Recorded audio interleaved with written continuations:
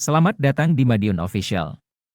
Kami akan memberikan informasi terkini dan terupdate seputar Madiun dan sekitarnya. Tim Pidana Khusus Kejaksaan Negeri Kota Madiun menahan AS, 36, seorang pegawai ban pemerintah yang beroperasi di Kota Madiun, Jawa Timur, pada Rabu, 23 Oktober 2024.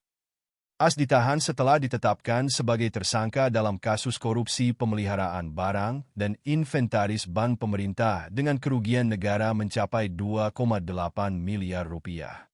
Kepala Kejaksaan Negeri Kota Madiun, Dede Sutisna, yang dikonfirmasi Kompas.com, menyatakan bahwa tersangka ditahan selama 20 hari ke depan untuk kelancaran penyidikan. Dede menjelaskan bahwa AS ditetapkan sebagai tersangka karena merugikan negara sebesar 2,8 miliar rupiah. Kami telah menetapkan AS, 36, penyelia kredit di salah satu bank milik pemerintah di Kota Madiun sebagai tersangka. Kerugian negara dalam kasus ini sebesar 2,8 miliar rupiah. Uang yang dikorupsi tersangka digunakan untuk kepentingan pribadi berupa trading, kata Dede. Modus operandi yang dilakukan tersangka, menurut Dede, adalah melakukan transaksi fiktif sejak Mei hingga September 2024. Tersangka AS masuk ke sistem menggunakan password atau username orang lain. Dede menjelaskan bahwa kasus ini mulai ditangani oleh Kejari Kota Madiun setelah menerima laporan pengaduan dari masyarakat.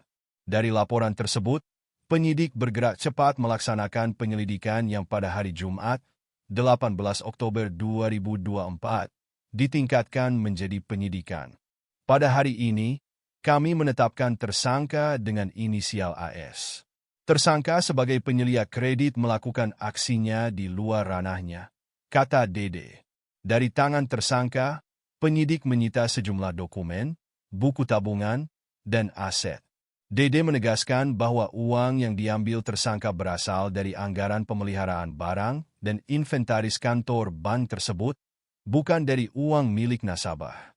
Sementara itu, Dede menyatakan bahwa tersangka yang sudah bekerja selama 5 tahun di bank tersebut mengaku melakukan aksi secara mandiri.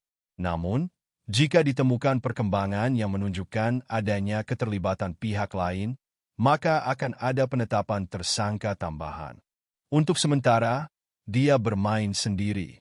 Mungkin dia memiliki kelebihan atau menemukan kelemahan dalam sistem bank tersebut, ujar Dede.